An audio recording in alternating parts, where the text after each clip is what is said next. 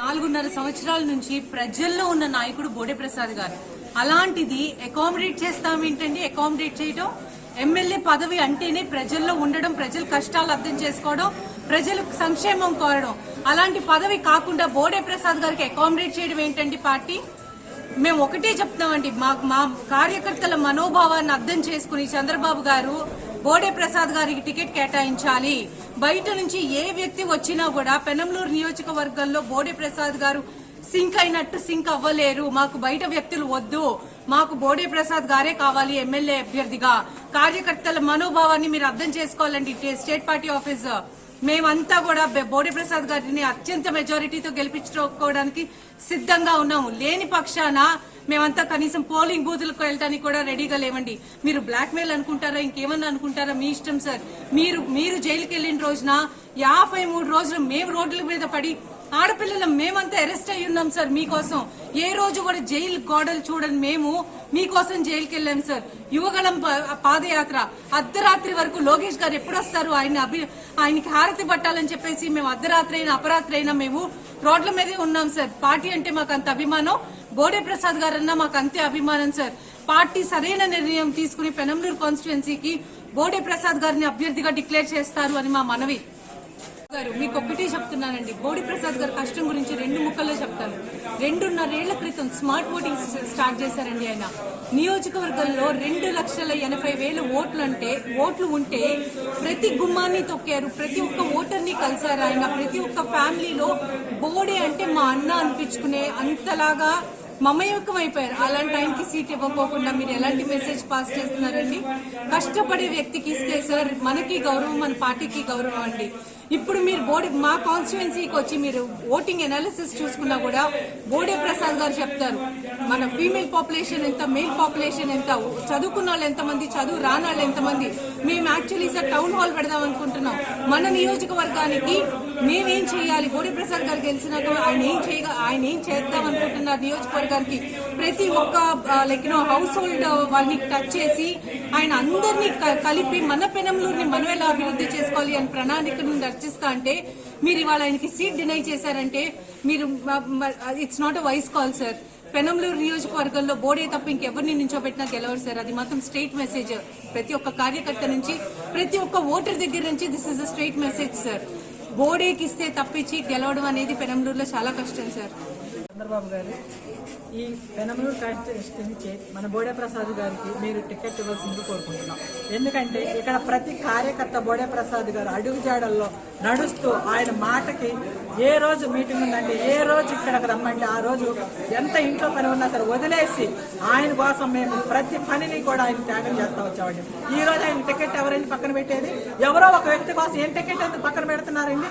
చేతగాని వ్యక్తి ఎవరున్నా సరే ఇక్కడికి వస్తాడండి.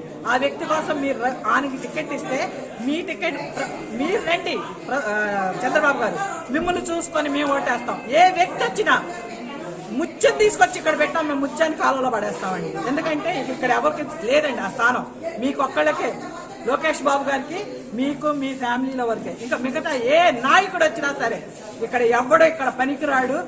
బోడే అడ్డ, పెనమలూరు అడ్డ. ఒక ఆడ మహిళ చెప్పింది అంటే, ఈ రోజు గురువారం బాబా భక్తురాలుగా చెప్తున్నాను, బాబా దయతో చెప్తున్నాను, బాబా నన్ను అనిపిస్తున్నాడేమో ఈ రోజు బాబు గారికి బోడే ప్రసాద్ గారికి టికెట్ అవ్వకపోతే ముందు పెనమలూరు ఓడిపోవడానికి మన తెలుగుదేశం ముందుంటది. ఇక్కడి నుంచి స్టార్ట్ అవుతుంది మన తెలుగుదేశం పార్టీ టికెట్ పోవడానికి. బోడే ప్రసాద్ గారికి టికెట్ ఇస్తే ఫస్ట్ ఇక్కడి నుంచే గెలుపు అనేది విజయం సాధిస్తారు చంద్రబాబు గారు. ఇదేనండి నేను చెప్పాల్సింది. నమస్కారం. ఈరోజు రేపు 17వ తారీఖు మోడీ గారు వస్తా ఉన్నటువంటి సందర్భంలో ఆ మీటింగ్ ఏ రకంగా సక్సెస్ చేయాలనేటువంటి నియోజకవర్గ మీటింగ్ వేసి బోడే ప్రసాద్ గారి ఆధ్వర్యంలో ఆ మీటింగ్ జరుగుతూ ఉన్న సందర్భంలో ఒక దురదృష్టకరమైనటువంటి వార్త, బోడే ప్రసాద్ గారికి సీటు లేదు అనేటువంటి ఒక విషయం మాకు పార్టీ ఆఫీస్ నుంచి తెలిసింది. 360 రోజులు కాలికి బలపం కట్టుకొని ప్రతి కుటుంబము తన కుటుంబం అనుకొని తెలుగుదేశం పార్టీ అజెండాగా మార్చుకొని ఈ రకంగా తిరుగుతా ఉన్నటువంటి 175 కాన్స్టిట్యున్సీలో ఏ ఎమ్మెల్యే లేనటువంటి ఆదరణ ఉన్నటువంటి బోడే ప్రసాద్ గారిని పక్కన పెడతామంటే చంద్రబాబు నాయుడు గారిని రాష్ట్రంలో పక్కన పెడతామే. మేము చెప్తా ఉన్నాం, ఈ రోజు తెలుగుదేశం పార్టీ మీద ఎంత అభిమానం ఉందో బోడే ప్రసాద్ గారి మీద కూడా అంతే అభిమానం మాకు. ఇక్కడ ఉన్నటువంటి కార్యకర్తల గుండెల్లో ఉన్నాడు ఆయన. ఎందుకంటే ఏ కష్టం వచ్చినా, ఏ బాధ వచ్చినా కూడా ఆయన బాధగా తీసుకుని మాలో ఉంటాడు ఆయన మమేకమై. అటువంటి నాయకుడిని ఈ రోజు ఈ నియోజకవర్గంలో పక్కన పెడతామంటే, ఇక్కడికి వచ్చేటువంటి నాయకుడికి బీఫామ్ తీసుకొని వచ్చేటువంటి నాయకుడికి ఎన్నో గుండెలు ఉండాలి. అతనికి ధర పుట్టిస్తాం. డెఫినెట్ గా చెప్తా ఉన్నా, ముక్కమ్మడిగా మేమందరం కూడా తెలుగుదేశం పార్టీకి రాజీనామా చేస్తా ఉన్నాం. 53 రోజులు చంద్రబాబు నాయుడు గారిని ఆ రోజు లోపలేస్తే జగన్మోహన్ రెడ్డి మా ఇంట్లో వ్యక్తిని లోపల వేసినట్టుగా మేమందరం కూడా బాధపడి ఆయన కోసం ఆమరణ నిరాహార దీక్షలు చేసినటువంటి పరిస్థితి ఈ నియోజకవర్గంలో ఉంది. మా నాయకుడు కూడా ఆమరణ నిరాహార దీక్ష చేసినటువంటి పరిస్థితి. అదేవిధంగా యువకులం కానివ్వండి, చంద్రబాబు నాయుడు గారు బందరు వెళ్లేటప్పుడు కానివ్వండి, లేకపోతే తాడేపల్లిగూడెం సభ కానివ్వండి, ఏది ఒప్ప చెప్పినా కూడా పార్టీ జెండాని తన బుధాన్ని వేసుకొచ్చినటువంటి బోడే ప్రసాద్ గారికి ఈ రోజు అన్యాయం చేయడం అంటే మీరు గోతులో పడినట్టే. కాబట్టి దయచేసి పునరాలోచన చేసి బోడే ప్రసాద్ గారికి ఈ నియోజకవర్గ సీటు కేటాయించాలని, లేని పక్షంలో తగిన మూల్యం మీరు చెల్లించుకుంటారని మేమందరం కూడా ముఖ్యమంత్రిగా రాజీనామా చేస్తా ఉన్నాం. జై తెలుగుదేశం, జై బోడే ప్రసాద్. బోడే ప్రసాద్ గారి నాయకత్వం, బోడే ప్రసాద్ గారి నాయకత్వం. అన్న ఎన్టీఆర్, అన్న ఎన్టీఆర్.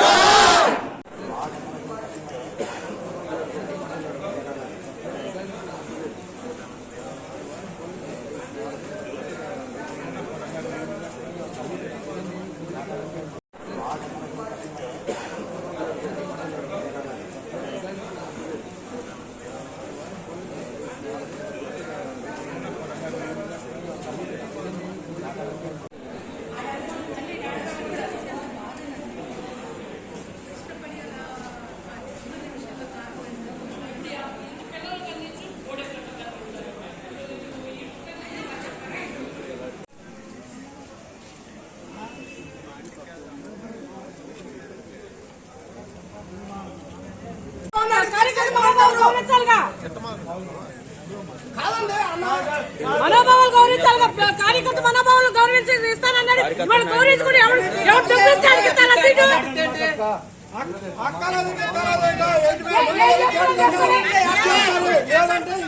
ఏంటయ్యా